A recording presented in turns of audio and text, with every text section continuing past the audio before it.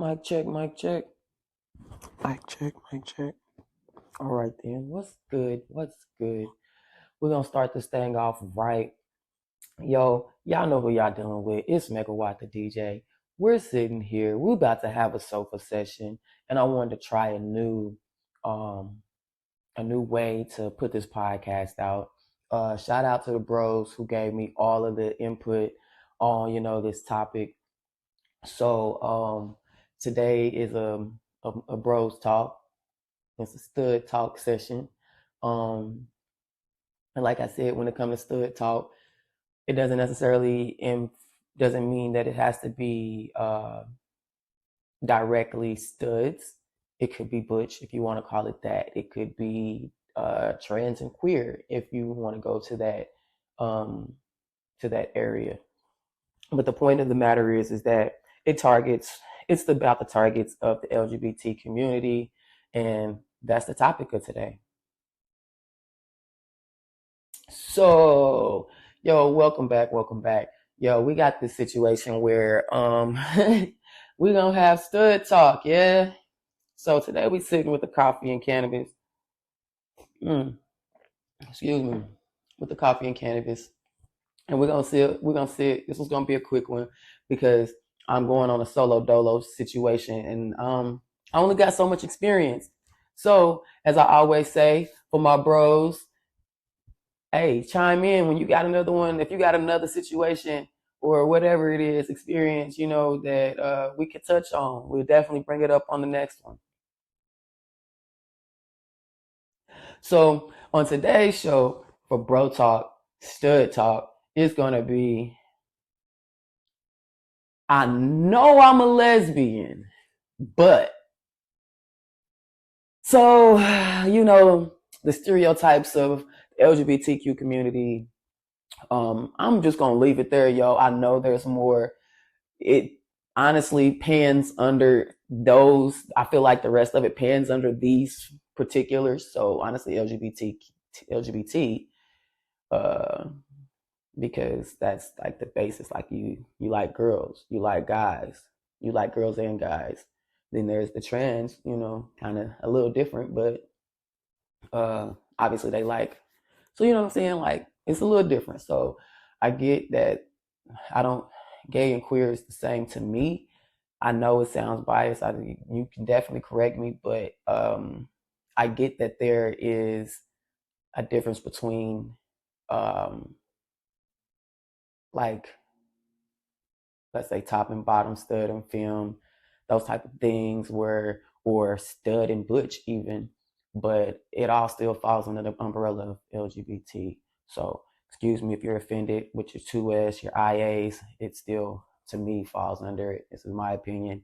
If you don't like it, you know, but I hope you do hit the like button. um, because I'm just the old school, you know what I'm saying? It's just some old school thinking, and it's not that I don't. If you say you a pansexual, you say you asexual, power to you, because I can understand to a degree. Because there are, excuse me when I say this, because it's going to sound very complicated. A person's mind can be very appealing, no matter the vessel. That doesn't mean I want to have sex with you. Period. Pause. So, um, me saying that, I feel like it's this. Like I said, I'm a lesbian, but just because I go to a straight club, which you very, very seldomly find me doing that unless I am working. You very seldomly find me out unless I'm with my chick is wanting to go out or something like that. And we're doing typically doing something that involves one of our jobs. Like I can't say I'm an influencer, but I'm a DJ, I'm a producer, I'm an engineer. So I need to be out. I need to be seen. Excuse me. I need to, interact and network with people. I need to go out and have fun and, know what the atmosphere is like, or know what the sounds of the day is, you know what I'm saying, of the year is, for instance. But you seldomly find me out for real, for real. So with that being said, again, yes, I'm a lesbian. Just because I go to a straight club or bar does not mean I want to hit on straight women. having a girlfriend or not, yeah, I got to understand our relationship, but let's just talk about me being single. If I was to be single, just because I go to a straight club, which I typically go to straight clubs because one, I know there ain't gonna be no dude hitting on me. Two, I don't necessarily have to worry about women hitting on me because they 9 times out of 10, first impression is that they think I'm a dude. And then they think that as a dude, most of those dudes are really aggressive. So they would probably feel like I should be approaching them. I'm not the approaching type. Most people don't you would even think that my demeanor is like that. Like my demeanor is that. So again, just because I'm a lesbian doesn't mean I like to go to lesbian bars or clubs for that matter. Um, Having had my own opportunities to have been running multiple over my years of in and out of this industry, um, I mostly didn't like going to them because I don't want to be another community ant.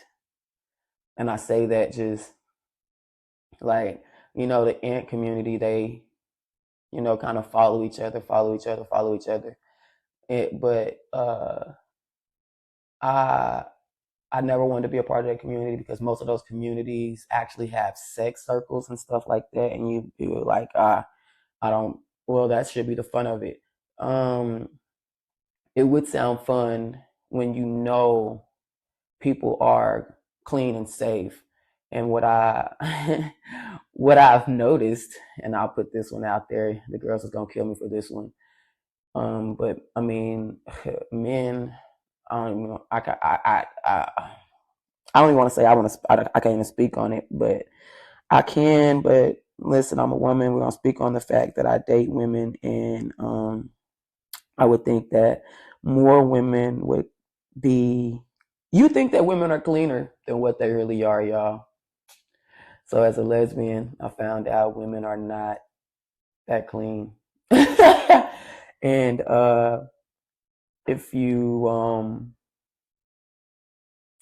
you take the time to actually get to know the person before just really indulging in a lot of the things that goes on in life, then you will really find out that the person that you think is just you'll find out many other things.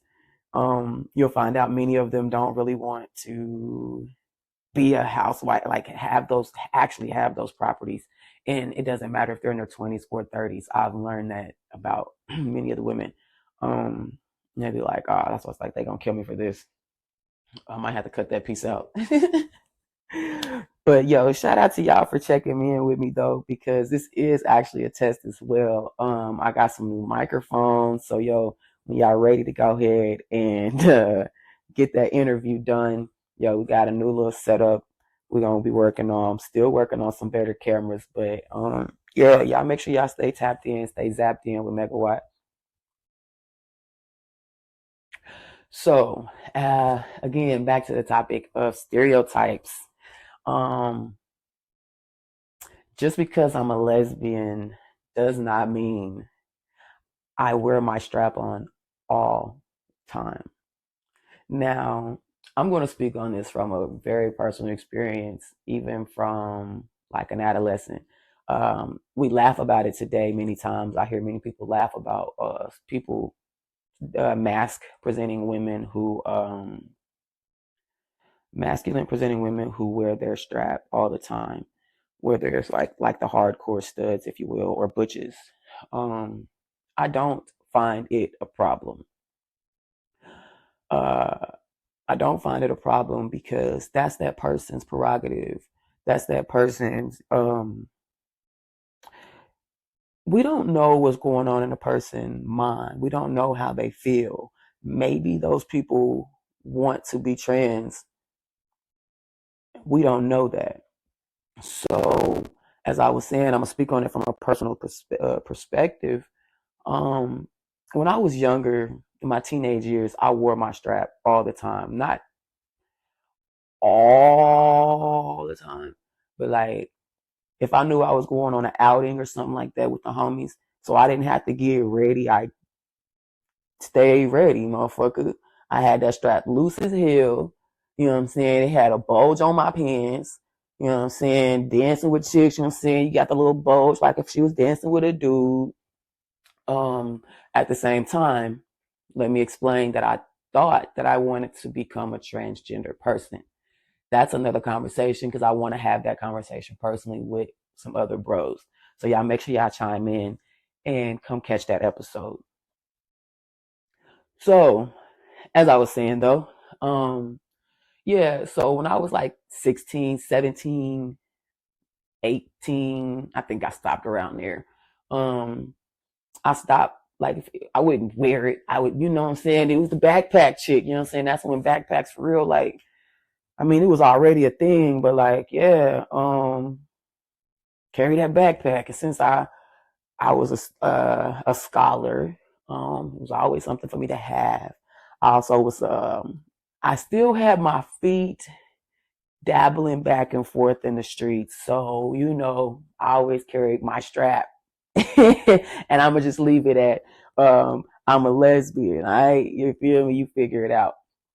Um but uh there was a time or two in my 2021 years where I would put my strap on and go to whoever's place, pick them up. And during that time, I might have worn it during the occasion because I was almost certain that I was going, you know what I'm saying, uh, have some fun. So, with that being said, yeah, there was a time or two, but it wasn't, again, all day. I might have wore it for like 3, 4 hours. But here's the thing about that too, is that people always talk about the bacteria. The bacteria in that though is I'm that lesbian who, because I am a lesbian, uh, we're gonna be eating that, and because I'm going to be eating that, I, at least like I said, I'm in this friend group where I said, bro said it like, yo, I need you to wash that off. Yeah, I mean, you know what I'm saying. 9 times out of 10, you know what I'm saying. I'm gonna say it like this: the women that I date, the women that I date, uh, if they're expecting me, or better yet, whether they're expecting me or not, but especially when they're expecting me, 9 times out of 10, they wouldn't hop their ass in the shower.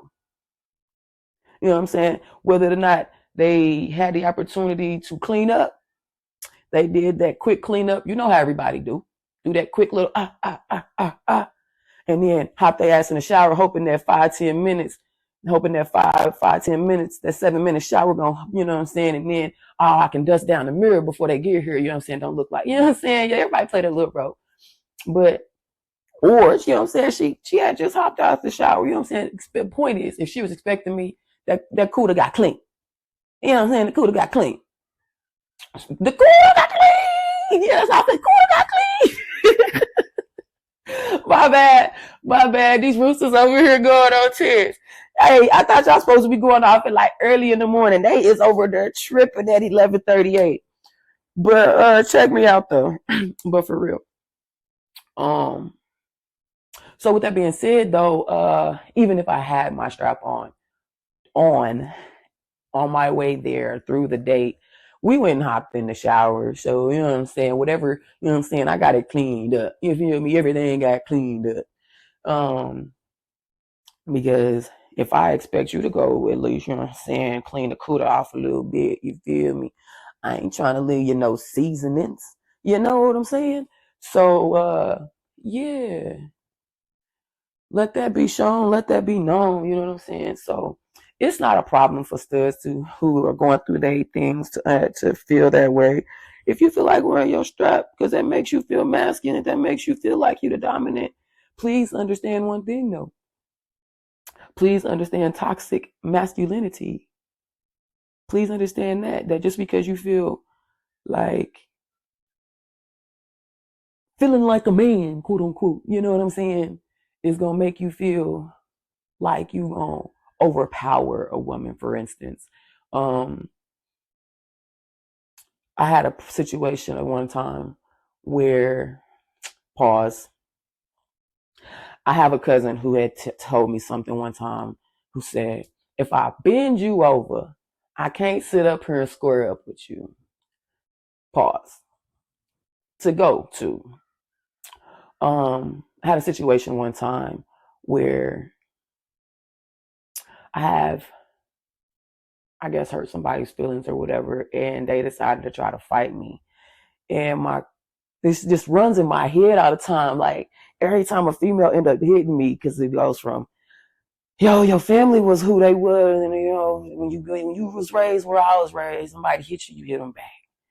Then I, got into the atmosphere of, what I'm saying, that the female ain't acting right. What I'm saying, put her in her place. That was that toxic masculinity stuff that I was talking about.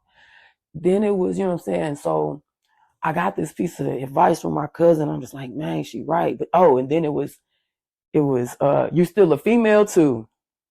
You're still a female too, that part. And then, like I was saying, I got to this point of my cousin telling me this, like, man, I can't bend you over. Not my cousin telling me this, but saying this about, I can't bend you over and end up fighting you. I can't bend you over and beat you up. That's what she said. And it was just like, you got a point. But then it's just like, yo, bro, you gotta remember, you're still a female too. And then, I found myself in a couple situations where a couple female friends, ex-female friends wanted to, get in the yard, get on the turf with me. And there was a time or two where the altercations led to me trying to just allow them to get their aggression out, or me trying to, like, all right, I'm gonna just put you in your place and all of these things. And then you got to remember toxic masculinity, and that's not something that I wanted to possess. So I always think about that line when somebody wants to be aggressive with me, especially of the female kind, even though I am a female. Because 9 times out of 10, like my cousin was saying, like, I probably, what I'm saying, had some deeper connections with you. And those deeper connections creating you to act out of your character or whatever, act out via your feelings. And like I said, I've been in a position to had my feelings hurt, and I acted out on those in my earlier years. If you had caught, I guess, any of my other episodes, that's what happened. If you had caught any of my other episodes. So with that being said, though, like I said, I've had my feelings hurt before. Like I can tell you, I've had my feelings hurt before, and I've grown to learn to try to communicate my disappointments or disagreements differently, because in my earlier 20s, I would have snuck off and, what I'm saying, started talking to somebody else, or I would have confronted you with anger and try to degrade you or something like that. But then you have to learn some things. And this is not stud talk. This is as a person, you know what I'm saying? You got to learn some things like, what I'm saying, empathy and compassion and how to communicate, especially when your feelings are involved. Because many times it's either your feelings. Many times it's a piece of embarrassment that people, I think, don't understand. But that's neither here nor there for the stud talk. I'm sorry that probably carried on longer, but the story kind of just breaks down. So I feel like, to understand, like, there's levels to this, like the maturity of, like, wearing a strap. Today, you're not going to see me wear a strap. You're going to see it in the backpack. You're going to see it in the duffel bag. You know what I'm saying? And you're not going to see it even when I choose to indulge, you know what I'm saying, in those particulars. I'm going to ask her, hey, you know what I'm saying, we getting down with the extra pieces tonight, you know what I'm saying, or not? Because, if you want that, because it's not always, like, I feel like there's been a time, I'm gonna talk about this. I feel like there was a time where my girl did that for me because she felt like I just needed to take some stress out, and she was just like, "Oh yeah, baby, take your stress out on me." I understand. She kind of might have needed herself, and I ain't even trying to like. I don't talk about my sex talk like that, but it's funny because we're talking about the the no parts strap on. Have you ever noticed? That's funny. I'll let you pick that one up. Anyway, go write it out. Um, but yeah, you're probably not gonna see it regardless.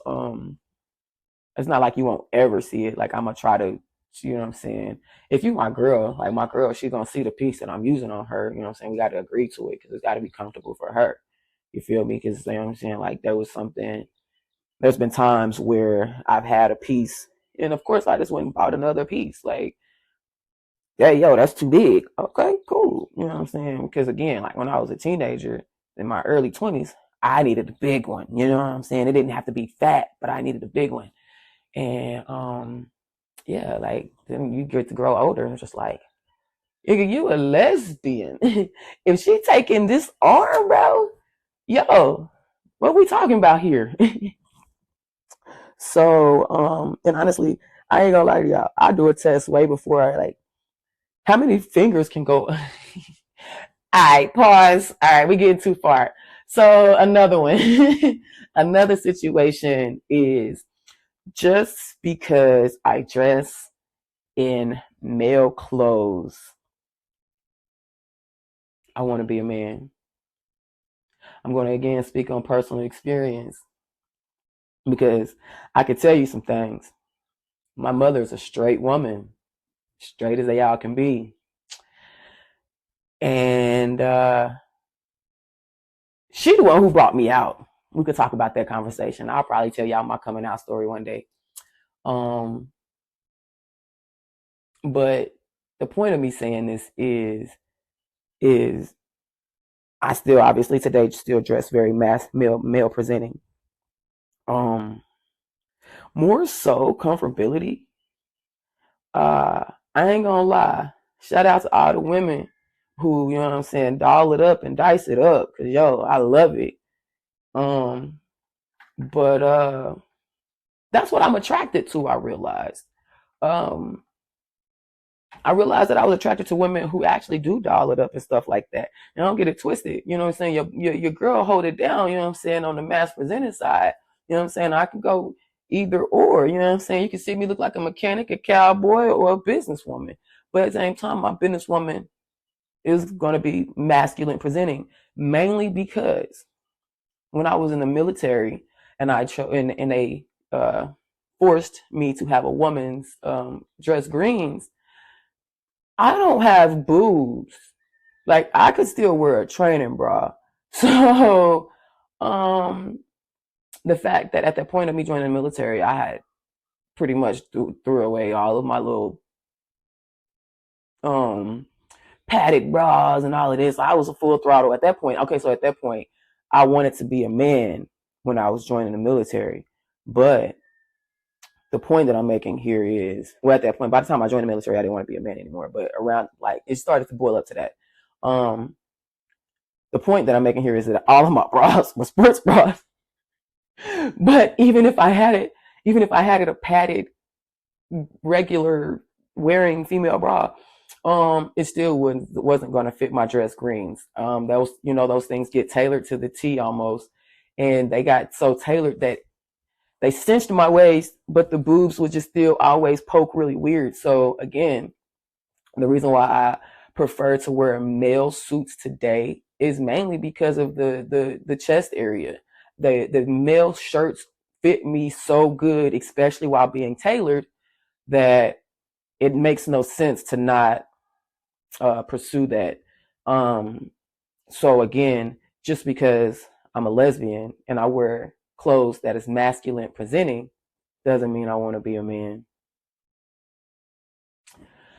I don't know, y'all. So I'm sitting in here trying to get these little nuggets together. But check me out. Check me out. Check me out. I have days where I sit and I practice working on my music. I call myself a producer, self-proclaimed. I can't say self-proclaimed. I actually do have three songs out. They're out, but um, they're not fully registered. I'm not gonna worry about it. I was really just a producer on them, something to practice. Shout out to the artist that has trusted me in it. But if you guys want to catch me, this Monday, we're gonna do not a sofa session. That's what we're doing right now. We're gonna do a studio time, and you're definitely welcome to join me. You're only able to get that on Twitch. So again, Megawatt, the DJ, MEGAWAAT, the DJ on that platform, baby. So let's get this session keep going. Let's keep this session rolling because um I've known people to keep talking about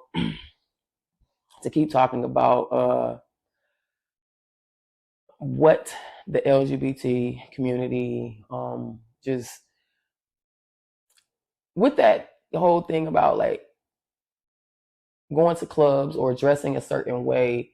I can speak on many of us from the community that says just because you know what I'm saying we're entering your spaces or whatever doesn't mean we want your person. 9 times out of 10, your infatuation with us is a telltale sign if you really want to be honest. But we had this sofa session and myself then sat over here almost the whole session and just not liking this. But if you must know, I already had smoke, so shit. I just like, yo, I'm high. I'm having these high thoughts. Let me go ahead and get these ones off my chest. But what's another one, yo? What's another one? I got one for you. This one I ain't heard in a long time. Just because I'm a stud doesn't mean I want to play stepdaddy. Now listen, ladies, this is a personal one for me because I have definitely dated quite a few. I hate when I say that. I've dated a few women, and most of the women I date tend to be mothers. I think y'all have a different mind frame than most women who don't, which I think is why I'm attracted to you. But